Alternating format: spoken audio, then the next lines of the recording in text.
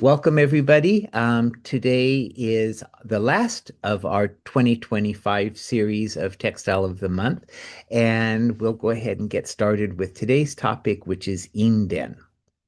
So let's do a share and here and share. Okay. And have we got this going? Okay. So Inden is a something you might not associate with textiles. It's lacquer printing on deer skin.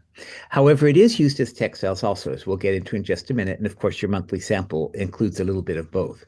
So it used to be used quite extensively for portions of suits of armor. The leather portion, the flexible portion of the armor, was decorated and stamped with this method, and also the leather tabi, shoes, tekko, gloves, all sorts of parts, the flexible parts, the leather parts of the suit of armor were invariably patterned with this method. So you can see there is a raised, almost bead-like texture to this process. And that comes from the thickness of the lacquer that's applied. The deer skin itself is very, very high quality. You can see that it's used in different types of clothing in modern times. Here we see it as the wing on men's setta, which is a type of slipper. Okay. It's also commonly used for men's handbags that are worn with kimono, and this is an example of that. The process involves using something we've covered in the past. We talked about we talked about Edo Komon and Ise Katagami and Katazome. These are all techniques we've discussed in the past. And it's using the same stencil, the same carving techniques for the handmade mulberry paper. The same stencil that would be used for Katazome is used in this process. So very finely tanned deer skin is prepared for the process by removing any trace, of course, of fur, but also smoothing it out so it has almost a vellum-like texture. Real lacquer is used. In this case, the lacquer has had white seashell added to it to give it a white color. I assume you know real lacquer is pretty much clear, colorless, a slightly yellow cast to it. So any red lacquer you see, black lacquer that you see, or in this case white, generally has pigment added to it. Here you see the same lacquer, this time with soot added to it to give you the rich, rich black colors. And you can see the dragonfly pattern of the katazome stencil being used. Technically, this is a form of katazome, I suppose. Now, one of the things I'll ask you to take note of is how thick this paste is, how thick the lacquer is. It's much thicker than silkscreen ink, and that's what gives you the raised texture later on. So a great deal of strength is required to pull this evenly and smoothly across the surface. I don't recommend you try this with your antique stencils that you might have at home. If you're going to try it, be sure you lay a silk screen, commercial silk screen netting over the top to protect your stencil. Okay, and push through that. So here he's peeling the red dyed leather away from the stencil, and you see how beautiful the white pattern of the dragonflies turned out. Now let's take a look at the same thing using the black once again. See, it's really important to get it creamy. It's really important to have just the right consistency. This also has to be done in a properly humid environment with the correct temperature. The pattern he's using here, as you just saw, is diamond-shaped chrysanthemums, and that's also the same pattern used on the garment behind me on display. So again, a great deal of strength and concentration is needed.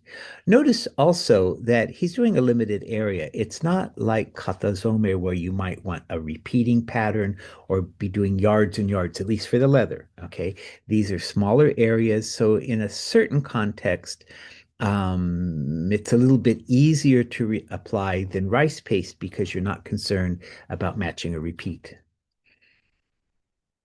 Okay, so here again, he's pulling away the diamond chrysanthemum pattern. And it's black on black, which is very typical of this Inden process. Here you see the crane and the tortoise and the shochikubai pattern. You can see the karaksa pattern also cut within the stencil also. This is a wooden squeegee that he's using. It has a beveled edge in it, which you can see right here. There is no rubber, there's nothing like that attached to it. The bevel is simply to encourage the dye to fall, the lacquer to flow into the right consistency. Now, once all of that's done and applied and the leather peeled away, it needs to be stored very carefully to dry. This usually takes several days or a week or more for the lacquer to completely cure and be ready to handle again. Now, in the process, it changes texture. This is what it looks like freshly applied, and this is what it looks like once it's cured. So you can see the texture has changed. It's raised up and become more paillette, bead-like, as opposed to when it's first applied, it's more flat and silkscreen-like. Also, of course, the color shifts slightly and it takes on this beautiful luster. So here's a typical men's kimono with this handbag. And these are examples of that handbag. Okay, again, the dragonflies and the diamond-shaped chrysanthemums and the crane, tortoise, and shochikubai.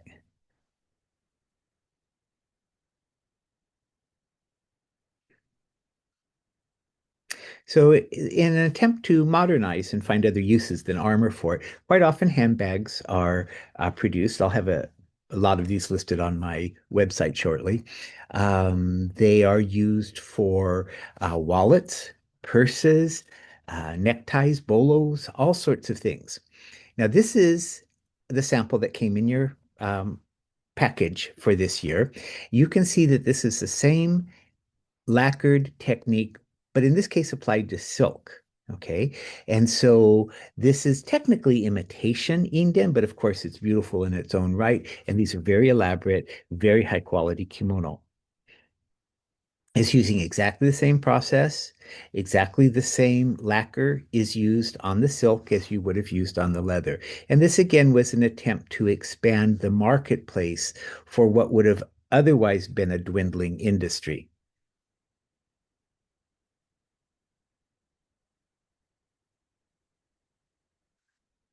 Okay, and you see the beautiful luster and the raised texture. This very much has a raised texture, as if it had been embroidered or beaded. Okay, and here's a very beautiful obi with a wide range of patterns. Typically, this type of lacquered work is made up of these tiny spots because that allows for flexibility and movement within the cloth. Okay, so that covers our basic talk on the subject and gives you an idea of the process. So go ahead and come back online and we'll go ahead and continue with your questions and answers. Okay.